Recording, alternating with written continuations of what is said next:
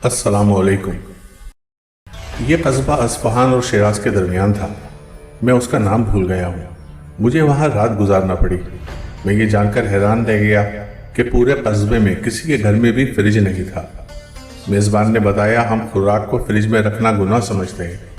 मैं हैरान रह गया। वो बोला, शाह ईरान के दौर में हुकूमत आवाम को फ्रिज खरीदने की तरगीब देती थी। किस्तों पर टीवी और फ्रिज मिल जाते थे। पूरे शहर ने फ्रिज खरीद लिए। हमें चंद दिन बाद एहसास हुआ कि हमारे दिल तंग हो गए हैं। हमने फालतू खाना फ्रिज में रखना शुरू कर दिया, लेकिन इससे पहले खाना ज़रूरतमंदों और हमसायों में तकसीम कर दिया जाता था। फ्रिज ने मेज़बानी, ईसार और मोहब्बत का ये सिलसिला रोक दिया। हमारे इमाम साहब ने एक दिन पूरे शहर को इकट्ठा किया और फ्रिज को हराम करार दिया।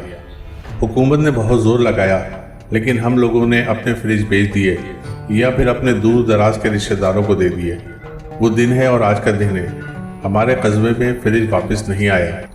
मैंने पूछा, इससे क्या फ़ायदा हुआ? उसने हंसकर कहा, बहुत फ़ायदा हुआ। हमारे पूरे कस्बे में कोई शख्स भूखा नहीं सोता।